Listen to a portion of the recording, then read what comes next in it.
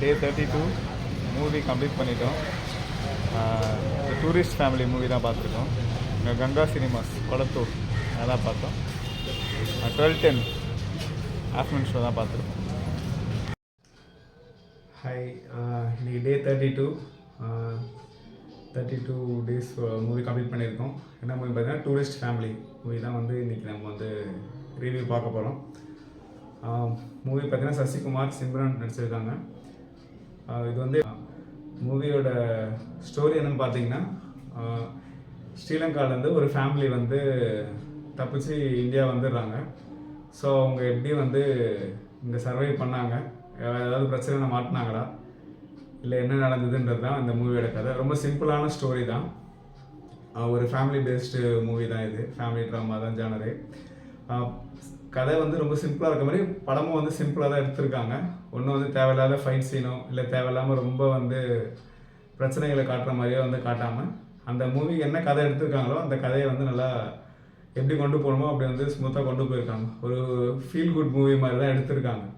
நிறைய emotional scenes வந்து வச்சுருக்காங்க. அந்த ஃபேமிலி பாண்டிங் வந்து ரொம்ப ஒரு மாதிரி அழுகாட்சி மாதிரி எடுக்காமல் அதை வந்து ஒரு காமெடியாக வந்து கன்வே பண்ணுறாங்க. ஒரு எமோஷனல் சீன் போகும்போது டக்குன்னு வந்து அதை மேட்ச் பண்ணுற மாதிரி ஒரு காமெடி சீன் வச்சு நல்லா கொண்டு போயிருக்காங்க. ஒரு மாதிரி ரொம்ப ட்ராமேட்டிக்காக போகாமல் ட்ரெண்டில் இருக்க மாதிரி கொஞ்சம் சாங்ஸ் எல்லாம் போட்டு கொஞ்சம் காமெடி மிக்ஸ் பண்ணி நல்லா எடுத்துகிட்டு போயிருக்காங்க. ஃபேமிலியோடு போகணுன்னா கண்டிப்பாக வந்து மூவி நல்லா என்ஜாய் பண்ணலாம்.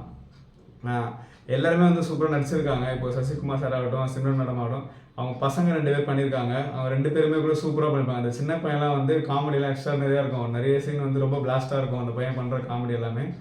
அந்த இன்னொரு பையனோட நடிச்சிருக்காரு. அவரோட ஆக்டிங்கும் வந்து எமோஷ்னலாக பேசுகிற மாதிரி ஒரு சீன் இருக்கும். நல்லா வந்து ரொம்ப டச்சிங்காக இருக்கும் அந்த சீன்லாம். வந்து அப்படி சீரியஸாக போயிட்டு இருக்கும்போது டக்குன்னு வந்து ஒரு காமெடி மாற்றுறாங்க. அதுவுமே வந்து நல்லா ஒர்க் அவுட் ஆகிருக்கு. படம் முழுக்க வந்து நமக்கு வந்து ஒரு பதட்டத்தில் வச்சுருப்பாங்க. நார்மலாக அது போயிட்டே இருந்தாலும் அது பேக் ஸ்டோரியில் வந்து நமக்கு வந்து ஒரு சின்ன த்ரில் கொடுத்துட்டே இருப்பாங்க.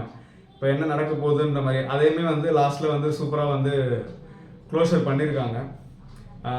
மூவி நம்ம அந்த கதையை பார்த்தோன்னா ரொம்ப பிரச்சனைக்குள்ளே போகிற மாதிரி தெரிஞ்சாலும் நார்மலாக வந்து அதை சிம்பிளாக எப்படி வந்து கன்வின்சிங்காக பண்ண முடியுமோ அதை வந்து ரொம்ப பெஸ்ட்டாக பண்ணியிருக்காங்க. ஸோ இந்த மூவி வந்து எல்லாருமே பார்க்கலாம். லாஜிக் மிஸ்டேக்ஸ் கொஞ்சம் இருக்கும், பட் வந்து இந்த கதைக்கு ரொம்ப லாஜிக் பார்க்க வேண்டிய அவசியம் இல்லை. ஃபேமிலி மூவின்றதுனால வந்து நம்ம ரொம்ப லாஜிக் பார்த்து பெருசாக வந்து ஸ்ட்ரெயின் பண்ணிக்க தேவையில்ல.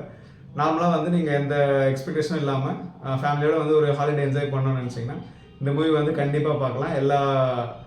எல்லா ஜானர் பார்க்குறவங்களும் இந்த மூவி வந்து ரொம்ப பிடிக்கும்.